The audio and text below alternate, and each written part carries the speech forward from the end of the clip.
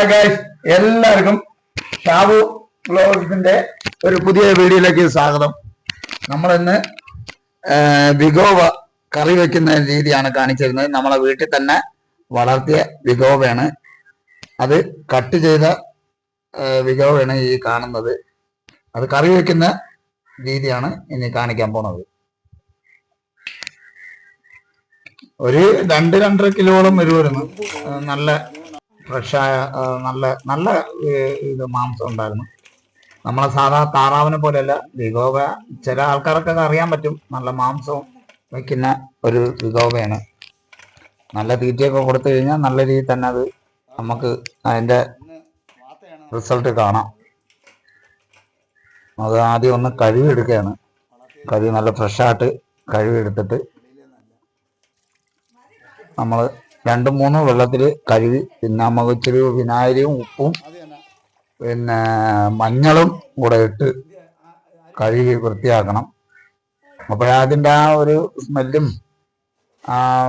ഇതൊക്കെ ഒന്ന് നല്ല രീതിയിൽ ഒന്ന് മാറും. അതുകൊണ്ടാണ് അങ്ങനെ ചെയ്യുന്നത്. പലരും പല രീതിയിലാണ് കഴുകി വൃത്തിയാക്കുന്നത്.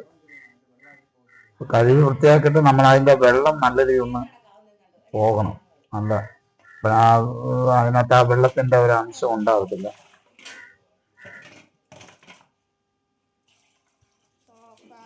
ഒരു 2-3 സെക്കൻഡ് നമുക്ക് ആ അരിപ്പിനകത്തൊന്ന് ഇട്ട് വെച്ച് കഴിഞ്ഞാൽ നല്ല രീതിയിൽ വെള്ളം ഒന്ന് തോന്നു കിട്ടും. പിന്നെ നിങ്ങളെല്ലാവരും സപ്പോർട്ടാണ് നമുക്ക് വേണ്ടത്. നമ്മളെ ചാനൽ സബ്സ്ക്രൈബ് ചെയ്യുക, ലൈക്ക് അടിക്കുക, കമൻറ്റ് പറയണം, ഷെയർ ചെയ്യണം. നല്ല നല്ല പുതിയ വീഡിയോകൾ ഇനി വരുന്നതാണ്. കൂടുതലും നമ്മൾ ഫിഷിങ്ങിന് പോണ വീഡിയോ ആയിരിക്കും കൂടുതലും വരുന്നത്. നല്ല രീതിയിൽ നമ്മളത് കഴുകി എടുത്തിട്ടുണ്ട് കേട്ടോ. ആ കഴുകി എടുത്ത് ഒരല്പസമയം നെറ്റിനകത്ത് വെച്ച് അതിൻ്റെ വെള്ളം നല്ല രീതിയിൽ ഒന്ന് വാർന്നു പോകണം. എന്നിട്ട് അതൊന്ന് അതിൻ്റെ മസാല കൂട്ടൊന്ന് ചേർത്ത്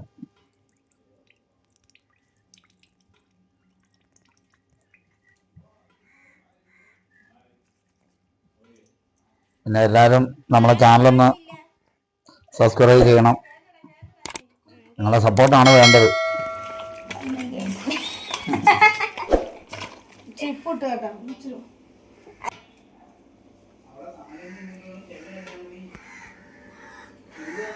അത് ഉപ്പാണ്, നാടൻ വിഗോവയാണ്. ഒരിക്കൽ നമ്മൾ കഴിച്ചായിരുന്നു, അന്ന് വീഡിയോ ഇടാൻ പറ്റിയില്ല.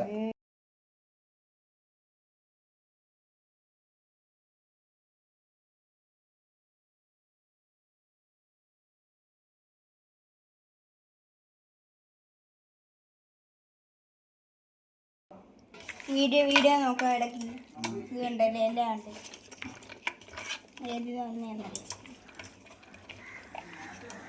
ഇനി നമ്മൾ കുക്കറിലിട്ട് വിസിലടിക്കാൻ.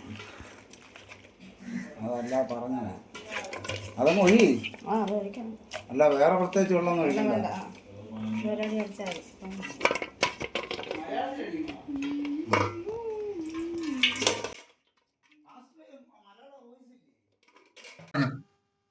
ഇത് നമ്മൾ ചെറിയ ഉള്ളിയാണ് അരിഞ്ഞത്, പിന്നെ വലിയ സവാളയും. പക്ഷെ ഇതിന് ടേസ്റ്റ് കൂടുതൽ നമ്മളെ ചെറിയ ഉള്ളിയാണ് കേട്ടോ. കറിക്ക് നല്ല കൊഴുപ്പും കിട്ടും, നല്ല ടേസ്റ്റും. വലിയ ഉള്ളി സവാള ഇടാതിരിക്കുന്നതാണ് നല്ലത്. ചെറിയ ഉള്ളി ഉണ്ടെങ്കിൽ അത്രയും നല്ലത്.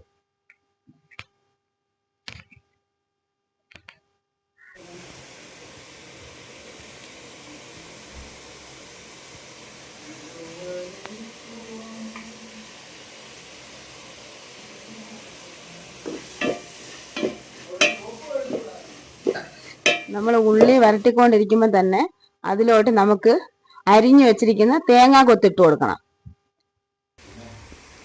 തേങ്ങാ കൊത്തിട്ട് ഒന്ന് ഇളക്കി കൊടുക്കാം.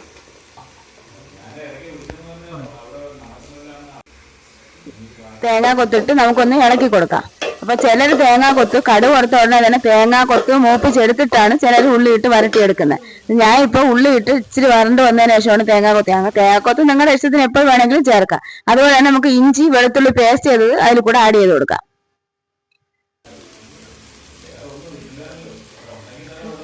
ആഡ് ചെയ്ത് നമുക്ക് നല്ലവണ്ണം ഒന്ന് ഇളക്കാം. ഇത് അടി പിടിക്കാതെ ഒന്ന് ഇളക്കി കൊടുക്കണം.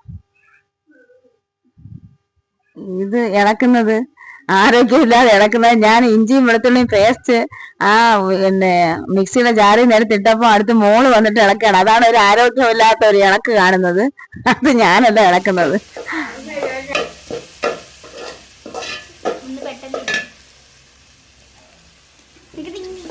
നമുക്ക് ഇതിലോട്ട് ഇനി തക്കാളി ഇട്ട് കൊടുക്കാം. തക്കാളി ഇട്ട് നല്ലോണം ഇളക്കി കൊടുക്കണം. അത് നല്ലോണം ഒന്ന് വെന്ത് വന്നതിന് ശേഷം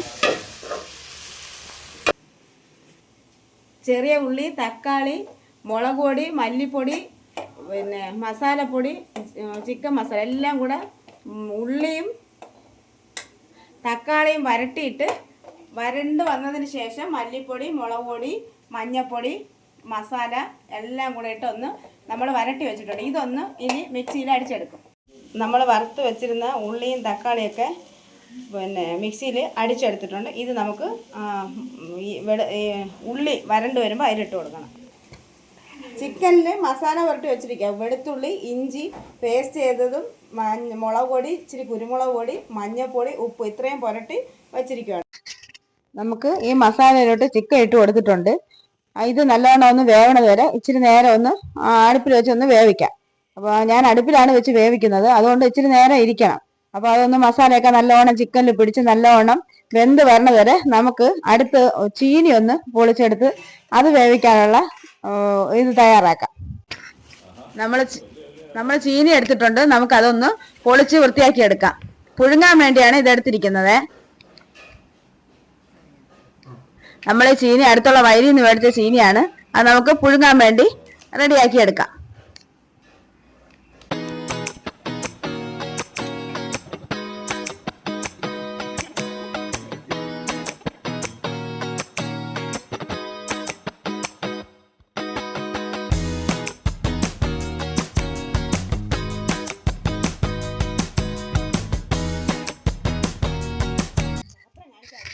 അങ്ങനെ ചീനി നമ്മൾ കഴുകി വൃത്തിയാക്കി കുക്കറിലിട്ട് ഒരടി അടിച്ചെടുക്കാൻ പോവാം.